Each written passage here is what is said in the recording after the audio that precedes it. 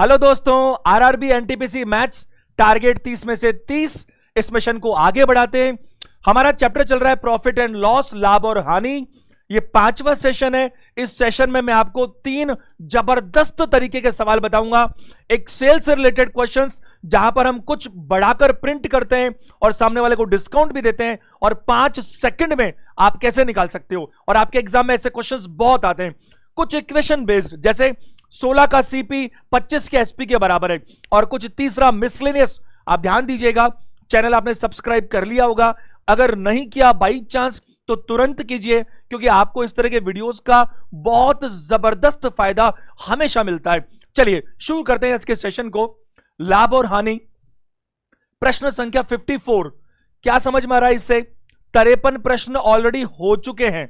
अगर मैं आपसे बात करूं तो आप पहले जो 4 सेशंस हो चुके हैं ना, आप पहले उनको देखिए, उनको समझिए, क्योंकि उनमें हमने बहुत सारी बारीकियां, कंसेप्ट्स को सीखा है। फिर आप इस पर आएंगे तो आपको सीखने में मजा आएगा। चलिए, ये जो पहला टाइप है जरा देखिएगा। अगर मैं बात करूं तो इसका जवाब मैं केवल और केवल बस पढ़ने में जो टाइम लगता है, यानी पढ़ूं और पढ़ते ही दे सकता हूं, यानी कि टाइम लगेगा ही नहीं। अब एक बार तो समझना पड़ेगा ना, जरा बोर्ड पे ध्यान दीजिएगा। मेरे जो सवाल हैं कुछ पुराने, आप उसके जवाब मुझे दीजिए तुरंत, क्योंकि इसमें काम आते हैं। और मैं कुछ बहुत अच्छे क्वेश्चंस भी आपको दिखाऊंगा आज, कि बहुत अच्छे क्वेश्चंस आपके एग्जाम में आए हुए, जिसमें जिसका कॉन्सेप्ट अच्छा है वो तो परफॉर्म कर सकता है, वरना नहीं कर सकता। पहला सवाल, लाभ और हानि किस पर होते हैं? लाभ और हानि हमेशा किस पर होते हैं? कॉस्ट प्राइस पर। दूसरा सवाल, लाभ और हानि किसका होता है? खरीदने वाला का कि बेचने वाले का? सिर्फ बेचने वाले का, क्योंकि वही खरीदता और बेचता है। तीसरा सवाल, ये लाभ और हानि किस क्वांटिटी पर होता है? ये खरीदने वाली क्वांटिटी पर कभी भी नहीं होता। खरीदने को तो पूरा ब्रह्मांड खरीद सकता है दुकानदार। ये उस क्वांटिटी पर होता है जो वो बेचता है। जरा देखिएगा प्रश्न क्या है। 16 मेजों का क्रय मूल्य 20 मेजों के विक्रय मूल्य के बराबर है। क्रय मूल्य मतलब cost price. Cost price of 16 tables is equal to selling price of 20 tables. What is loss percentage? Profit percentage भी बोल सकता है, या प्रॉफिट या लॉस, दोनों में से कुछ भी बोल सकता है। आप ध्यान दीजिएगा, सारे के सारे लोग अटेंशन दो। देखो, मैं इसको आपको 3 तरह से बताता हूं, और जो तीसरा तरीका है वो कामयाब तरीका है, पढ़ते आंसर निकालने वाला। पहले इधर देखो, ध्यान दीजिएगा। अगर मैं आपसे कहूं कि क्या लिखा है, कॉस्ट प्राइस ऑफ 16 आर्टिकल्स, तो मैं कहूंगा cost price of 16 tables. Cost price of 16 tables वो किसके बराबर है भाई? Is equal to the selling price of 20 tables. SP of क्या बताइए? 20 टेबल्स। इसके अगला वाला जो चैप्टर आने वाला है प्रॉफिट एंड लॉस के बाद में, वो एक जबरदस्त चैप्टर है, उसका नाम है रेशियो एंड प्रपोर्शन। और उसमें एक ट्रिक हम बहुत अच्छी यूज करते हैं, जिसका इस्तेमाल ऐसे सवालों में करना पड़ेगा, क्योंकि क्वेश्चन तो प्रॉफिट एंड लॉस का है। आप मुझे एक बात बताइए, एक चीज मैं आपके सामने रखता हूं, सारे लोग ध्यान दीजिएगा। अगर मैं आपको ऐसा कह दूं, क्या कह दूं साहब, कि x बराबर 5y के है, तो x और y का अनुपात क्या होना चाहिए? कुछ कह सकते हैं 1:5, लेकिन ये असल में क्या होगा? 5:1। x बोलता है कि मैं अकेला ही बहुत हूं, y तेरे को तो 5 गुना करना पड़ेगा। जैसे मान लीजिए अगर x 100 है तो y केवल 20 है, क्योंकि 20 को 5 से गुना करूंगा तब जाकर 100 आएगा। मेरी बात समझ पा रहे हैं? तो करने का प्रॉपर तरीका क्या होता है? हाँ, हालांकि मैं रेशो में सिखा दूंगा, बट 1 मिनट यहां बात कर लेता हूं। आपको क्या करना होता है? वेरिएबल्स को एक तरफ रखना होता है और नंबर को दूसरी तरफ रखना होता है। चूंकि ये ट्रिक इस क्वेश्चन में काम आ रही है, तो बताना थोड़ा तो पड़ेगा। देखो, आप क्या करो, x को इधर रखो और कोई भी वेरिएबल और या फिर कोई संख्या, वेरिएबल या कोई भी संख्या, अगर मैं बात करूं, अगर वो अपना साइड बदलेगी तो ऊपर का नीचे और नीचे का क्या हो जाएगा? ऊपर हो जाएगा। एक छोटी सी बात मैं घर की तरह आपको कहूं, इतनी ज्यादा क्लासेस लेने की वजह से थोड़ा सा गले में प्रॉब्लम है। डॉक्टर ने तो बोला कि आपको इतना ज्यादा गले में इन्फेक्शन जैसा हो गया क्योंकि क्लास की वजह से, और कुछ नहीं, कि थोड़ा सा रेस्ट करो। लेकिन आपको शेड्यूल बनाकर दिया हुआ है तो क्लास तो मुझे लेनी ही पड़ेगी। थोड़ा सा हो सकता है कुछ क्लासेस में मेरे को थोड़ा सा धीमे बोलना पड़े, क्योंकि मेरी आदत में, मेरी फितरत में थोड़ा तेज बोलना है, मेरे को उसी में मजा आता है। तो थोड़ा आप कोऑपरेट करेंगे मुझे। इधर देखो, x इधर ही है, y जब इधर जाएगा तो इधर चला जाएगा, और एक तरफ वेरिएबल तो एक तरफ नंबर। ये 5 है और इधर तो और कुछ बचा नहीं, तो x के सामने x का रेशो और y के सामने y का रेशो, तो x और y का रेशो क्या आया? 5:1। एक चीज लिखकर मैं खत्म करता हूं बात को। 3x बराबर 5y हो तो क्या करेंगे भाई, आपको दिखने में x छोटा है बट कि x बड़ा है, x का तो केवल 3 गुना करना पड़ेगा, y का तो 5 गुना करना पड़ेगा, तब जाकर बराबर आएगा वो। तो क्या करूं, x को यही रहने दूं, ये y है, ये 5y है, सेम तो वेरिएबल हो ही नहीं सकते ना, इक्वेशन ही गलत है। x बटा y बराबर 5 बटा क्या होगा बताओ 3। अगर y इधर आएगा तो नीचे आएगा और 3 उधर जाएगा तो नीचे जाएगा। x के सामने x का अनुपात और y के सामने y का अनुपात। अब जरा मेरे सवाल पर चले आइए, पीछे प्रश्न पर ध्यान दीजिए सभी लोग। आपको मैंने बेसिक कॉन्सेप्ट तो पहले ही सिखा रखे हैं। आपको किसी भी प्रश्न में लाभ अथवा हानि अगर चाहिए तो आपको सिर्फ और सिर्फ उस प्रश्न से क्या दो चीज निकालनी है, एक निकालनी है कॉस्ट प्राइस और दूसरी निकालनी है सेलिंग प्राइस, और कुछ जरूरत ही नहीं है। तो आप जरा एंगल देखिएगा, मेरे साथ अटेंशन दीजिएगा। देखो ये सीपी है, इसको सीपी यहीं रहने दो, और ये जो एसपी है इसको आप इधर लेकर आ जाओ। अगर ये इधर आएगा तो नीचे की तरफ आना चाहिए, तो सीपी और एसपी ऐसा हो गया। अब इस 20 को उधर ही रहने दो, ये 16 उधर जाएगा तो नीचे चला जाएगा। यानी कि आप सीपी और एसपी को इधर रख लो, जब भी कोई वेरिएबल अपनी जगह बदलेगा इक्वेशन में तो ऊपर था तो नीचे चला जाएगा, नीचे था तो ऊपर चला जाएगा। तो एसपी इधर आया, अब नंबर तो उधर जाने पड़ेंगे ना, एक्स बराबर कुछ चाहिए तो 20 रहने दो, 16 उधर जाएगा। इस 20 और 16 को 4 से काटो तो 5:4 आ गया। तो मैं कहूंगा कॉस्ट प्राइस और सेलिंग प्राइस इनके रेशो निकलकर आ गए 5:4। आपको स्पष्ट दिख रहा है, आपको जब रेशो दिए हैं और हानि का प्रतिशत पूछा है, रुपयों में उसको चाहिए नहीं तो आपको कोई जरूरत ही नहीं है, आप सिर्फ परसेंटेज में ऐसे निकाल सकते हो। आप देखो 5 में आप खरीदते हो, 4 में आप बेचते हो, तो आपको क्लियर कट घाटा नजर आ रहा है। क्लियर कट क्या नजर आ रहा है, घाटा, लॉस। तो आप क्या करेंगे, आप इतना सा करेंगे, 5 में खरीदा 4 में बेचा, तो ये इसमें कोई डाउट ही नहीं है कि यहां पर लॉस है 5 - 4 1 रुपए का। और आप माइनस में लिखो तो 4 - 5 लिखना तो कुछ है नहीं, हमें तो केवल सीखने की बात हो रही है। और लॉस 1 रुपए का हमेशा किस पर होगा, लॉस हमेशा कॉस्ट प्राइस पर होता है। आपने 5 में खरीदा था, 1/5, और प्रतिशत में मैंने आपको सिखाया 1/5 कितना होता है बताइए, 20%। तो मैं कहूंगा आंसर नंबर क्या होगा बताइए, 4। अब ध्यान दीजिएगा 16 का कॉस्ट 20 के सेलिंग के बराबर है। अब यहां पर सीपी इधर है, एसपी उधर है, तो सीपी और एसपी इधर ले आओ, नंबर 20 और 16 उधर ले जाओ। सीपी और एसपी का रेशियो आपको दिख रहा है, तो सीपी और एसपी का रेशियो दिख रहा है, तो दोनों का डिफरेंस या तो प्रॉफिट है या फिर लॉस है। ये तो पहला तरीका हो गया। दूसरे तरीके की बात करते हैं, ध्यान दीजिएगा। दूसरा तरीका आपको क्या करना है, ध्यान से मेरी बात को सुनिए। इस तरह के प्रश्नों में आप ऐसे इक्वेशन कुछ भी मत लिखिए, कुछ भी मत लिखिए, सिर्फ आप ऐसा कीजिए, आपको सिर्फ क्या करना है, ध्यान दीजिएगा। आपको एक तो सीपी चाहिए और एक एसपी चाहिए, बताइए ऐसा ही तो है, यही तो निकाला आपने सीपी और एसपी। आपको सिर्फ क्या करना है, ध्यान दीजिए, 16 मेजों का क्रय मूल्य 20 मेजों के विक्रय मूल्य के बराबर है। तो ध्यान दो, 16 का तो क्रय मूल्य, 20 का क्या है बताइए, विक्रय मूल्य, इसके बराबर है।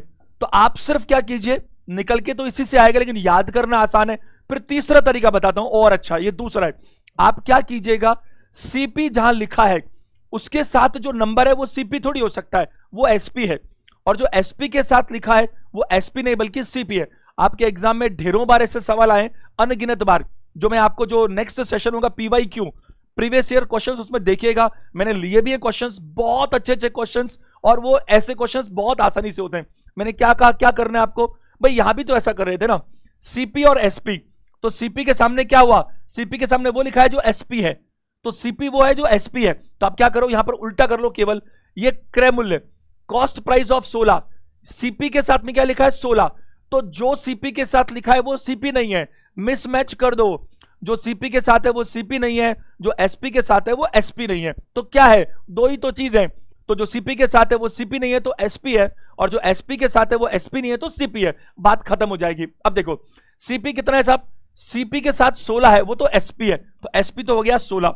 अब तो प्रश्न पढ़ो और लिख दो, और एसपी के साथ कितना 20, जो एसपी के साथ है वो एसपी नहीं है, तो क्या बताओ सीपी है, कहानी खत्म। सीपी 20 मिल गया, एसपी 16 मिल गया, रेशो की जरूरत नहीं है। खरीदा 20 में, बेचा 16 में, डिफरेंस कितना है 4 रुपया। अब ये 4 रुपया हमारे को दिख रहा है साफ साफ नुकसान है, क्योंकि खरीदा ज्यादा में बेचा कम में, तो 4 का नुकसान है, और नुकसान हमेशा किस पर होता है? Cost per. तो 4/20, और 4/20 कितना होगा? 1/5, और 1/5 कितना होगा? 20%। उम्मीद है आप मेरी बात समझ पाते हैं। तीसरा तरीका, थर्ड मेथड, आप सारे लोग ध्यान दीजिएगा। थर्ड मेथड में यहां लिख रहा हूं, सब ध्यान दीजिए, अटेंशन दीजिएगा। मुझे एक बात का जवाब चाहिए आपसे, आप मेरे को बहुत सोचकर बताइएगा, इस पूरे सवाल में कितने आंकड़े मौजूद हैं? कितने आंकड़े मौजूद हैं? केवल 2, एक तो 16 और एक 20। मुझे बताइए, इस प्रश्न में कोई भी तीसरा आंकड़ा मौजूद है क्या? एक तो है 16 और दूसरा क्या है बताइए? 20। सिर्फ 2 ही आंकड़े मौजूद हैं, तीसरा आंकड़ा ही नहीं है। तो मुझे एक बात बताइए, कॉमन सेंस लगाइएगा, सुनिए मेरी बात ध्यान से। इस 16 और 20 में से कोई ना कोई कॉस्ट प्राइस होगा, बताइए है या नहीं?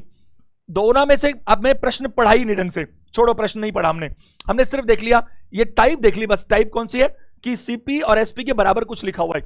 अब 2 आंकड़े हैं 16 और 20, तो दोनों में से कोई ना कोई सीपी है और कोई ना कोई एसपी है, कोई ना कोई तो है ना। अब अगर कोई भी सीपी और कोई भी एसपी है, तो जो दोनों का अंतर है वो क्या है? जो दोनों का अंतर है वो लाभ या हानि होगा।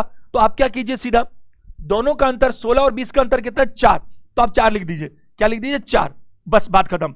ये 4 देखेंगे आगे, अभी मेरे को पता नहीं, मैंने पढ़ा अभी, मान लो कि ये नया क्वेश्चन है, मैंने देखा ही नहीं 16 के साथ सीपी लिखा है कि एसपी लिखा है, पता नहीं। बस 16 और 20 अंतर कितना है? 4। अच्छा, ये 4 क्या है वो बाद में देखेंगे। ये चाहे लाभ हो चाहे हानि हो, ये चाहे लाभ हो चाहे हानि हो, लाभ और हानि थोड़ी प्रैक्टिस कीजिएगा, मजा आएगा आपको। ये चाहे लाभ हो चाहे हानि हो, दोनों ही केसेस में लाभ या हानि किस पर निर्भर करती है? सिर्फ कॉस्ट प्राइस पर। लाभ और हानि किस पे निर्भर करती है? कॉस्ट प्राइस पर। तो मुझे कॉस्ट प्राइस चाहिए, थोड़ी प्रैक्टिस करना तो समझ में आएगा। और कॉस्ट प्राइस कहां आएगा? मैं ढूंढ लूंगा कॉस्ट प्राइस को, और कॉस्ट प्राइस मेरे को मिल जाएगा जो सेलिंग के साथ लिखा हुआ है, क्योंकि ये तो मुझे पता ही है। तो सेलिंग के साथ क्या लिखा हुआ है? ये तो क्रय के साथ लिखा है। सेलिंग के साथ लिखा है 20, तो ये 20 मेरा कॉस्ट हो गया। मेरा आंसर आ चुका है 1/5। अब मुद्दा ये रहा कि 1/5 यानी कि 20%, ये फायदा है कि नुकसान? अब फायदा है कि नुकसान? एक बात बताओ, 16 और 20 में से, 16 और 20 में से कोई एक कॉस्ट और एक कोई सेलिंग है। आपने जो 16 और 20 में से चुना कॉस्ट के लिए, वो क्या चुना? 20। दोनों में से जो चुना वो ज्यादा है कि कम है? ज्यादा है। और आप जो बेस बनाते हो वो कॉस्ट होता है, इसका मतलब स्पष्ट है कि कॉस्ट ज्यादा है, कॉस्ट ज्यादा है और सेलिंग कम है। कॉस्ट अगर ज्यादा होगी, सेलिंग कम होगी, तो नुकसान होगा। मैंने क्या कहा? पहला स्टेप, दोनों का अंतर निकालिए, 16 और 20 का अंतर 4। अब ये जो 4 है, पता नहीं फायदा की नुकसान है, बट चाहे फायदा हो चाहे नुकसान होगा तो कॉस्ट प्राइस पर। और कॉस्ट प्राइस कौन सी होगी? जो सेलिंग के साथ है। सेलिंग के साथ कितना है? सेलिंग प्राइस ऑफ 20 से डिवाइड करो 1/5। अब ये फायदा की नुकसान है? 2 आंकड़े 16 और 20 में से बड़ा आंकड़ा कौन सा है? 20, यानी कि लागत ज्यादा है, सेलिंग कम है, तो फिर नुकसान होना चाहिए। अभी हम कुछ क्वेश्चंस करके देखते हैं, आप जरा देखिएगा।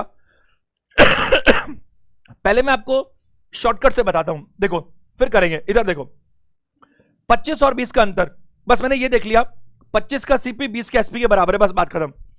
25 और 20 का अंतर जल्दी बोलो। 5। तो ये 5 मेरा लाभ और हानि होगा। अब मुझे पता नहीं, और मैं आपको रटा तो कभी हुई नहीं, एक सवाल में भी मैंने नहीं रटवाया, मैंने कॉन्सेप्ट आपको पहले सिखाया।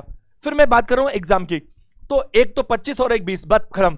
मुझे पता नहीं 25 के साथ ज्यादा लिखा है, मतलब क्रय मूल्य है कि एसपी, पता नहीं, दोनों का डिफरेंस कितना? 5। अच्छा, ये लाभ है मुझे पता नहीं, हानि है मुझे पता नहीं, लेकिन चाहे लाभ हो चाहे हानि हो, होगी किस पर? कॉस्ट प्राइस पर। कॉस्ट प्राइस किसके साथ होगा? एसपी वाले के साथ। एसपी कितना है? ये तो 25 का कॉस्ट है, ये 20 का सेलिंग है, यानी ये वाली कॉस्ट है। क्योंकि कॉस्ट कौन सी होती है? जो सेलिंग वाले पार्ट में होती है। 5/20, 1/4, 1/4 मतलब 25%। अब मुद्दा ये बचा कि 25% लाभ है कि नुकसान है। इस 20 और 25 में से आपने आंकड़ा कौन सा वाला लिया? छोटा वाला, यानी लागत कम है।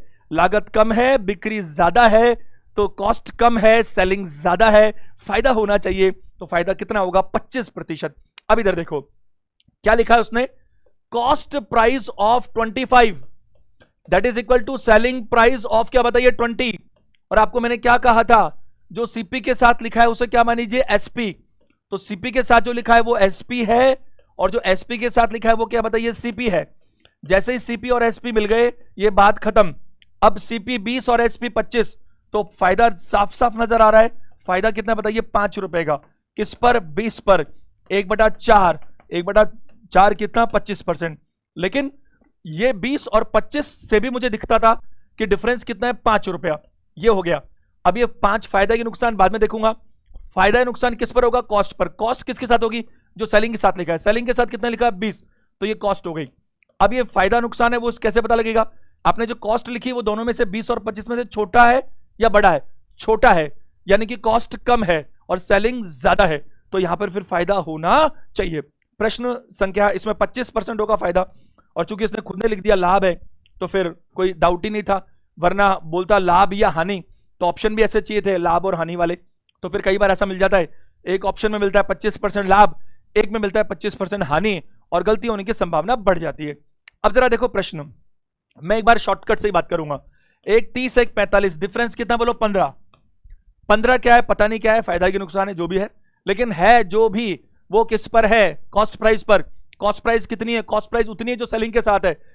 45 मेजों का विक्रय मूल्य सेलिंग के साथ कौन सा आंकड़ा है? 45। 45 में नीचे करूंगा 1/3, 1/3 क्या होगा? 33 1/3%। अब आपको पता है ये फायदा की नुकसान है, दोनों में से बड़ा वाला आंकड़ा लिया है आपने, यानी कि आपकी कॉस्ट ज्यादा है, सेलिंग कम है। कॉस्ट ज्यादा होगी, सेलिंग कम होगी, तो पक्का पक्का पक्का क्या होगा? नुकसान। तो वैसे इसने लिख भी दिया, हानि प्रतिशत क्या है? 33 1/3, ए ऑप्शन होना चाहिए। और इधर आप लिखना चाहो तो क्या लिखोगे? सीपी ऑफ क्या बताइए? 30, that is equal to SP of क्या बताइए? 45। आपको दो आंकड़े चाहिए, सीपी और एसपी। सीपी क्या है? जो एसपी के साथ है। एसपी क्या है? जो सीपी के साथ है। दोनों का डिफरेंस कितना है? एसपी तो 30 है और सीपी 45 है, घटा हो रहा है 15 रुपए का। लॉस है कितने रुपए का? 15 रुपए का। किस पर? Cost per. कॉस्ट कितनी है? 45, 1/3, और 1/3 कितना होता है? मैंने आपको प्रतिशत के पहले सेशन में बताया था, 1/2 से लेकर 1/16 तक की वैल्यूज। आगे देखिए एक क्वेश्चन और ऐसा देखते हैं, फिर हम टाइप दूसरी पे चलेंगे, बहुत बढ़िया टाइप पे चलेंगे जो सेल के क्वेश्चंस होते हैं कि कितना बढ़ाकर छाप दें ताकि इतना डिस्काउंट देने पर भी ऐसा हो। और आपके एग्जाम में ये टाइप भी खूब आती है, वो टाइप भी खूब आती है। ये सेशन बहुत बहुत बहुत ही ज्यादा इंपॉर्टेंट है, क्योंकि ऐसे क्वेश्चंस को करने में बच्चे अक्सर टाइम बहुत ज्यादा लेते हैं। इधर देखो 80 और 70, मुझे कुछ नहीं चाहिए, क्या चाहिए? 10। पता नहीं, भगवान जाने ये लाभ है कि हानि है, मैंने तो डिफरेंस लिख दिया 10। समझ लिया ना आपने, मैंने सब समझा दिया आपको। ये लाभ और हानि किस पर है? कॉस्ट। कॉस्ट क्या है? जो सेलिंग के साथ है। सेलिंग 70 का विक्रय मूल्य, 70 नीचे 1/7 आंसर है। 1/7 कितना होता है?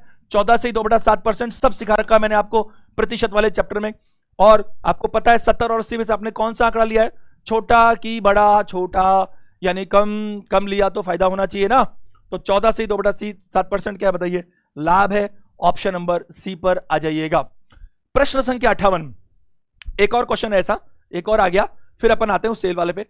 एक विक्रेता को 33 मीटर कपड़ा बेचकर उसके 11 मीटर कपड़े की लागत प्राप्त होती है, उसका लाभ प्रतिशत बताओ। By selling 33 metres of cloth a person gains the cost of 11 metres, find this gain. मैंने आपको समझाई 3 बातें, ध्यान से सुनिएगा। पहली बात, अगर कोई एक ही वस्तु है तो आप कॉस्ट प्राइस को 100 रुपए मानिएगा। अगर एक ही वस्तु है तो कॉस्ट प्राइस को क्या मानिएगा? 100। ऐसे जैसे यहां पर 33 वस्तुएं हैं, 33 मीटर, तो कॉस्ट मानिएगा 1। और मैंने आपको पिछले सेशन में सिखाया था, अगर ये रेट्स फ्रैक्शंस में आ रही हो, 3/7, 4/11, 5/9, अगर फ्रैक्शंस में आ रही हो तो क्या मानिएगा? इनके डिनोमिनेटर का एलसीएम। दुनिया में चौथे तरीके से मानने के प्रावधान है ही नहीं, या तो 100 मानना पड़ेगा, या 1 मानना पड़ेगा, या डिनोमिनेटर्स के एलसीएम मानने पड़ेंगे। चौथा तरीका होता ही नहीं है गणित पूरी के अंदर किसी चीज का रेट अज्यूम करने का। इधर देखो, आपने कितना मीटर कपड़ा बेचा? 33 मीटर। कितना फायदा हुआ? 11 मीटर कपड़े की कॉस्ट। आप मान लीजिए 1 मीटर कपड़े की कॉस्ट 1 रुपए है, तो आपने 33 मीटर कपड़ा बेचा। आपको मैंने पिछले सेशन में सिखाया था कि लाभ और हानि हमेशा उस मात्रा पर होती है जो मात्रा हम बेचते हैं। कितनी मात्रा बेची इसने? 33 मीटर। जो मात्रा बेची जाती है उसी की लागत चाहिए और उसी का सेलिंग चाहिए। अगर 1 मीटर कपड़ा 1 रुपए का है तो 33 मीटर कपड़ा 33 रुपए का हो गया, तो मेरी लागत तो हो गई 33 रुपए। बेचा तो क्या किया मैंने? 33 तो मुझे मिल ही गए, 33 तो मुझे मिल ही गए, साथ में 11 मीटर कपड़े की लागत के बराबर प्रॉफिट हो गया, यानी प्रॉफिट 11 रुपए का हो गया। बताओ है कि नहीं? अब 33 + 11 44 सेलिंग प्राइस निकालेंगे, कोई फायदा नहीं, क्योंकि 44 में से 33 घटाऊंगा तो फिर 11 आ जाएगा। अल्टीमेटली मेरे को तो चाहिए क्या? लाभ कितना है? अब प्रतिशत में है ये, क्योंकि ऑप्शन सारे प्रतिशत में, तो मुझे दिख गई कॉस्ट तो 33 है, प्रॉफिट 11 रुपए है, तो 11 रुपए 33 पर कितना होता है? 1/3, और 1/3 कितना होगा? 33 1/3%। Option number A. मिलते जुलते ऑप्शन है। देखो मैंने क्या कहा, मैं ये कह रहा हूं आपको बेची जाने वाली मात्रा, जो बेची जाने वाली मात्रा है वो कितनी है बताइए? 33 मीटर। बताइए है या नहीं? मुझे जो आपने ये जो मात्रा बेची है उसका मुझे सीपी चाहिए और उसका मुझे एसपी चाहिए। तो सीपी तो आया मेरा 33 रुपए। कैसे आया? माना 1 मीटर का कॉस्ट जो है वो 1 रुपया है। 1 मीटर का कॉस्ट 1 रुपया है, तो 33 मीटर का कॉस्ट क्या हो गया साहब? 33 रुपया। बताओ, ऐसे तो मेरी क्या आ गई? बताओ, कॉस्ट आ गई। अब सेलिंग कैसे आएगी? सेलिंग आएगी, सेलिंग में बात करें तो आपको सेलिंग में क्या हुआ? 33 रुपया लागत तो वसूल हो गई, साथ में आपको प्रॉफिट भी मिला। कितना प्रॉफिट मिला? A person gains the cost of 11 metres. 1 metre की कॉस्ट आपने क्या मानी थी? 1 रुपया। तो 11 मीटर की कॉस्ट क्या हुई? 11 रुपया। तो आपने कितना कमा लिया? 11 रुपया। तो सेलिंग प्राइस कितनी आई बताइए? 44 रुपए। आपकी सेलिंग प्राइस 44 है, कॉस्ट 33 है, तो आपका लाभ साफ साफ दिख रहा है कितना बताइए? 11 रुपए। और मैं आपको कहूंगा कि लाभ का अगर प्रतिशत निकालना है तो 11/33 1/3 और 1/3 कितना होगा? 33 1/3%। मैं आपको ऐसा कहना चाहता हूं कि आप यहां पर 44 क्यों निकालेंगे? मुझे बताओ, आपको क्या जरूरत पड़ रही है इस चीज की? आपको सेलिंग चाहिए ही नहीं, आपको तो लाभ का प्रतिशत चाहिए। आपको लाभ का प्रतिशत चाहिए तो आपको दो ही चीज चाहिए, लाभ की राशि और कॉस्ट प्राइस। बस सेलिंग की कोई जरूरत ही नहीं है हमारे को। हाँ, सेलिंग दे रखी है तो बात अलग है, सेलिंग दे ही नहीं रखी है, मैं जबरदस्ती सेलिंग निकालूं उसका क्या फायदा? तो मैं क्या करूंगा? लागत तो साहब 1 मीटर कपड़े की कॉस्ट 1 रुपए आती है। 1 मीटर कपड़े की कॉस्ट 1 रुपए आती है, तो 33 मीटर कपड़ा मैं कितने में खरीद के लाया था? 33 रुपए में। अब मैंने उसको बेच दिया तो लागत तो मुझे दिख ही रही है, फायदा मेरे को 11 रुपए का दिख रहा है, 11 मीटर कपड़े की कॉस्ट के बराबर। तो मुझे दिख रहा है 11 का फायदा 33 पर, तो 11/33 1/3 और 1/3 कितना होगा? 33 1/3%। 58 का आंसर ए होना चाहिए। 59 पर आइएगा। ये बहुत ही शानदार टाइप शुरू हो चुका है, प्रॉफिट एंड लॉस के सबसे खतरनाक उलझे हुए टाइप्स में से एक है। और मैं आपको बताऊं, ध्यान दीजिएगा सारे के सारे इस प्रश्न को देखते ही मेरे को ऐसा लग रहा है इस पे थोड़ा सा ध्यान दीजिएगा। 5-1 मिनट आप फोकस कीजिए, फिर मैं आपको ट्रिक निकाल के सिखाता हूं, जिससे आप जैसे अभी आप कर रहे थे ना, बस उसी टाइम में इसको भी कर पाओगे। सवाल कैसे है ये, एक बार मैं इसका कॉन्सेप्ट सिखाता हूं। क्वेश्चन पढ़ते हैं एक बार, देखो। एक व्यापारी को अपने सामान पर क्रय मूल्य का कितने प्रतिशत मूल्य अंकित करना चाहिए? क्रय मूल्य का what percent of cost price should be the marked price, so that even after allowing 20% discount one gets the profit of 20%। कितना क्रय मूल्य का? देखो क्यों मैंने उस पर ऊपर पढ़ा, कि मुझे लगा शायद कि वो टाइपिंग मिस्टेक ना हो, क्योंकि इसमें दो तरह की भाषा होती है। एक तो क्या कि एक व्यापारी को अपने सामान पर क्रय मूल्य का कितना प्रतिशत अंकित करना चाहिए, और एक भाषा ऐसी ज्यादा होती है कि एक व्यापारी को अपने सामान पर क्रय मूल्य से कितना प्रतिशत बढ़ाकर अंकित करना चाहिए। दोनों में जमीन आसमान का फर्क है, दोनों बताऊंगा, दोनों सवाल है यहां पर, ताकि 20% छूट देने के बाद भी 20% का लाभ हो। सुनो, मैं मेरी नजर में ऐसे प्रश्नों को क्या कहता हूं? मैं ऐसे प्रश्नों को कहता हूं सेल से रिलेटेड प्रश्न। आपको याद हो तो सेशन के शुरू में मैंने कहा था कि जब जब जब डिस्काउंट्स की बात आएगी तब तब तब हमारे इस चैप्टर में एक प्राइस जन्म लेगा। उसका नाम क्या होगा? प्रिंट प्राइस या मार्क प्राइस। ऑलरेडी मैं आपको एक क्रमिक बट्टे वाला पार्ट करा चुका हूं, लेकिन वो क्रमिक बट्टे वाला पार्ट अलग था, जिसको हम दो तरह से कर सकते हैं। एक तो change after change reminder theory लगाकर भी कर सकते हैं कि सब 10% डिस्काउंट है तो बचा कितना? 10 से 9 बचा, या डिस्काउंट कितना मिला? 10 का 1, वो मैंने सारा बता रखा है। या फिर 2 डिस्काउंट है तो मैंने बताया था x + y + x का y%, या 100 मानकर भी कर सकते हैं। कुछ बच्चों ने कमेंट किया कि सर ऐसे सरल सरल सवालों में हम 100 मान के कर लें तो बच्चा है, जैसे 25 और 20% है, पहले 100 पे 25 जोड़ा 125, 125 का 20% और 1/5 25। अरे ये तो ठीक है, लेकिन आप सोचो अगर आंकड़े अजीब से हो तो 6.25% बढ़ा, 6 2/3% बढ़ा, 11 1/9% बढ़ा, और डेटा अजीब सा है, तो ऐसे में फिर आपको सारे मेथड्स पता होने चाहिए। और मैं बात करूं आपके एग्जाम में अच्छे डेटा के सवाल भी खूब सारे आते हैं, अब आते हैं तो हमें करने ही पड़ेंगे। अब इधर देखो, सेल।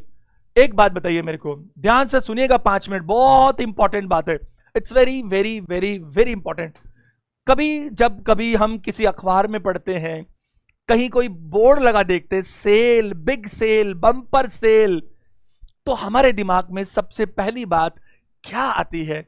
अगर मैं कहीं पढ़ता हूं तो मुझे लगता है कि चीजें सस्ती मिल रही हैं, अब आप देखो, आप गए और सेल पर आपने बोला भाई साहब कितने की है, तो उसने छाप रखा था 1000 रुपए, आपने बोला कितने में दोगे, बोले 1000 में दूंगा, तो आपको मजा नहीं आता।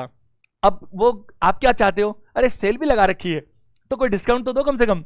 अब वो क्या करेगा, उसी 1000 रुपए की चीज पर 4000 छाप देगा। कितने छाप देगा, 4000, और बोलेगा कि वैसे तो 4000 की रेट है, बाहर का माल है, लेकिन 75% डिस्काउंट करके मैं ये ट्राउजर बेचूंगा। ये ब्रांडेड ट्राउजर है, बहुत अच्छा है ये ब्रांड, हालांकि आपको पता नहीं क्योंकि नया ब्रांड है, बहुत इंपॉर्टेंट। अब मैं 75% डिस्काउंट करके बेचूंगा, तो वही चीज 1000 में मिल रही है लेकिन डिस्काउंट के साथ। तो सेल में दो बातें इंपॉर्टेंट है। कितनी बातें, दो बातें इंपॉर्टेंट है। पहली, एक ग्राहक को क्या चाहिए, एक ग्राहक को चाहिए बेहतरीन डिस्काउंट, 80, 90, 95%, 100% तो नहीं मिलेगा, उससे कम जो मिल जाए वो। दूसरा, क्या दुकानदार सेल करके घाटे में बेचते हैं, 80% सेल लग रही है, यानी 100 रुपए की चीज 20 रुपए में मिल रही है, तो दुकानदार ने क्या इसमें नुकसान उठाया, ना ना ना, दुकानदार इसको पहले से इतना बढ़ाकर छापेगा ताकि 80% डिस्काउंट देने के बाद भी उसको नुकसान ना हो। 500 रुपए की चीज है, 80% डिस्काउंट दिया तो 100 रुपए की रह गई, लेकिन दुकानदार तो 80 में खरीद के लाया था, तो उसने तो उस पर 25% का फायदा उठा लिया।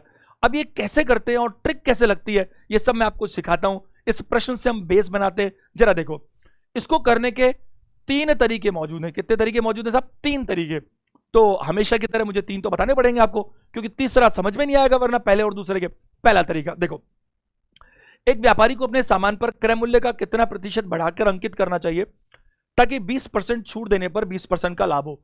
ध्यान से सुनिए, 20% छूट के बाद 20% लाभ हो, दो चीजें एक साथ हैं, एक तो 20% छूट और एक बार 20% लाभ। सुनिए सुनिए सुनिए, छूट हमेशा किस पर मिलती है, छूट हमेशा मिलती है, डिस्काउंट किस पर मिलता है, प्रिंट प्राइस, मार्क प्राइस। और मैंने कहा था जहां डिस्काउंट आएगा जन्म सिर्फ प्रिंट प्राइस वहीं लेगी। अच्छा, प्रिंट प्राइस है और डिस्काउंट नहीं है, तो जो प्रिंट प्राइस है वही सेलिंग प्राइस है, जरूरत ही नहीं है हमारे को। लेकिन ये लाभ हमेशा कहां होता है, लाभ हमेशा हमेशा हमेशा किस पर होता है, कॉस्ट प्राइस। तो पहला तरीका ध्यान दीजिएगा, सीपी और एसपी। मुझे एक बात बताइए, आप कितना परसेंट लाभ चाहते हो, 20% लाभ। तो अगर आपका कॉस्ट प्राइस 100 है तो सेलिंग प्राइस 120 होना चाहिए। इसको काटकर मैं कह सकता हूं रेशियो में 5:6। बताइए हाँ कि ना, ये कॉस्ट और सेलिंग में मुझे रिलेशन चाहिए ही चाहिए, ऐसा चाहिए तभी जाकर दुकानदार को 20% का फायदा हो सकता है। कोई भी चीज 500 में खरीदी तो 600 में बेचे, 5 करोड़ में खरीदी तो 6 करोड़ में बेचे, 5 रुपए में खरीदी तो 6 रुपए में बेचे। जब आपको यहां पर सिर्फ प्रतिशत दी है और प्रतिशत में ही जवाब पूछा है तो रेट कुछ भी मानो, कोई फर्क नहीं पड़ता, तो रेशो में ही चलने दो। अब ये तो बात किसकी हो गई बताइए, ध्यान से मेरी बात सुनिए, मैं क्या समझाना चाह रहा हूं। ये जो बात हो गई, ये वाली बात, ये किसके पॉइंट ऑफ व्यू से बात हो रही है, देखो शॉपकीपर, ये किसके पॉइंट ऑफ व्यू से बात हो गई, शॉपकीपर। दुकानदार के नजरिया ये है कि साहब मेरे को तो कुछ भी छाप लो आप भले से, लेकिन मेरे को तो क्या करना, 5 रुपए की चीज मैं खरीदता हूं उसके मेरे को 6 रुपए दे देना, भले 10 रुपए छाप दो आप, 10 में से 4 कम कर रहा है, मुझे तो 5 की चीज के 6 चाहिए। अब इधर देखो, यहां मैं बात करूं, अब ग्राहक की बात करो, ग्राहक क्या चाहता है, 20% का डिस्काउंट। अब इधर देखिए, अगर मैं यहां लिख दूं, एक बार ध्यान से समझिएगा, तो डिस्काउंट किस पर, मार्क प्राइस, प्रिंट प्राइस पर, मार्क प्राइस और सेलिंग प्राइस। ग्राहक क्या चाहता है कि जिस चीज पे 100 रुपए छपे वो मुझे 80 में मिल जाए, क्योंकि डिस्काउंट तो प्रिंट पर ही मिलता है ना, डिस्काउंट तो किस पर मिलता है, प्रिंट पर, जो छपा है उस पर 20% डिस्काउंट मिलेगा। तो ग्राहक चाहता है ये मुझे 5 किस में मिल जाए, बताइए 4 में मिल जाए। ये नजरिया किसका है, ये नजरिया किसका है साहब, ये नजरिया है कस्टमर का, ग्राहक का। तो ग्राहक चाहता है हर 5 छपी हुई चीज मुझे 4 में मिल जाए, तभी तो मुझे 20% डिस्काउंट मिलेगा। और दुकानदार चाहता है हर 5 की लागत वाली चीज में 6 में बेच दूं। अब आप ध्यान दीजिएगा, हालांकि जो अगला चैप्टर पढ़ेंगे हम रेशो, उसमें तो इसकी गर्त में चले जाएंगे, बट अभी ये क्वेश्चन चूंकि प्रॉफिट एंड लॉस का है तो मुझे इसी में लेना पड़ेगा। इन दोनों में कौन कॉमन है बताइए, सेलिंग प्राइस। दोनों में कौन कॉमन है, सेलिंग प्राइस। तो मैं इन दोनों को जोड़ देता हूं सेलिंग प्राइस से, तो इधर लिख देता हूं मैं मार्क प्राइस। क्या लिख देता हूं, मार्क प्राइस, और इसको थोड़ा सा बड़ा बना देता हूं। अब आप देखिए, अगर मैं सीपी और एसपी देखूंगा तो ये दुकानदार है और ये एमपी मार्क प्राइस और सेलिंग प्राइस देखूंगा तो ये ग्राहक है। अब इधर देखो, अगर मैं बात करूं तो मार्क प्राइस और सेलिंग प्राइस में क्या रेशियो है, 5 और 4। आपको एग्जाम में हरगिज ऐसा नहीं करना, it's not the proper way to solve this type of question. लेकिन ये मेरे को मैं आपको कॉन्सेप्ट सिखा रहा हूं, ध्यान दीजिएगा, उसके लिए जरूरी है, नहीं तो मैं फॉर्मूला दूंगा आपके दिमाग से निकल जाएगा। इससे निकल कर आ रहा है, मैं अभी बताता हूं। इधर देखो, सेलिंग प्राइस कितना है बताओ, 4, और मार्क प्राइस कितना है, 5। अब ये हो गया क्योंकि मार्क प्राइस 5 था, सेलिंग प्राइस 4 था। अब सुनो ध्यान से, दोनों में कॉमन क्या चीज है साहब, दोनों में कॉमन ये है सेलिंग प्राइस, वो इसके साथ है। आपने इक्वेशंस में सीखा होगा, अगर एक इक्वेशन में 3x है और एक में 4x है, तो जब तक दोनों x बराबर नहीं हो तब तक सॉल्व होती नहीं। तो क्या करते हैं हम, 3 को 4 से और 4 को 3 से मल्टीप्लाई करते हैं। तो मैं क्या करूं, ये वाली जो 6 है इसको मैं 4 से मल्टीप्लाई कर दूं, पूरे को बताइए कर दूं कि नहीं कर दूं। और ये जो 4 है इसको किससे मल्टीप्लाई कर दूं, 6 से मल्टीप्लाई कर दूं। ये रेशियो में हम और बारीकी से सीख लेंगे। 4 से मल्टीप्लाई कीजिएगा तो ये क्या बनेगा, 20 और 24, बिल्कुल ये पहला और दूसरा। और इसको 6 से मल्टीप्लाई कीजिए तो क्या बनेगा, 24 और क्या बताइए 30। इस केस में क्या हुआ, इस केस में ये हुआ कि ये तो अब दोनों का सेलिंग प्राइस कॉमन आ गया, तो ये तो क्या आ गई बताइए, कॉस्ट प्राइस, ये तो क्या आ गई, कॉस्ट प्राइस, ये क्या आ गई बताइए, सेलिंग प्राइस, और ये क्या आ गई बताइए, मार्क प्राइस। बताइए है कि नहीं, मैं अगले पेज पे लिख देता हूं सिखाने के लिए, 20, 24 और 30। तो कॉस्ट प्राइस, सेलिंग प्राइस और मार्क प्राइस क्या है साहब, 20, 24 और क्या बताइए 30।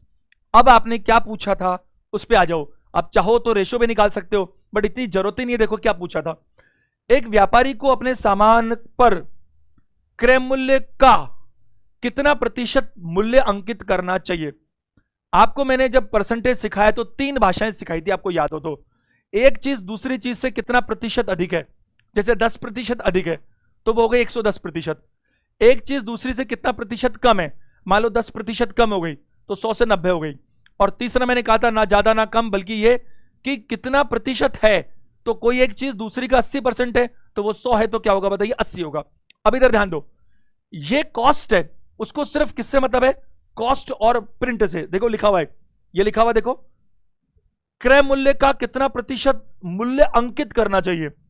तो यहां मैं कहूंगा कि अगर 20 ये है और ये कितना बताइए 30, तो आपने, अगर मैं अधिक की बात करूं, अधिक, तो क्रय मूल्य 20 और विक्रय मूल्य 30, तो कितना आपने अधिक अंकित किया, 10।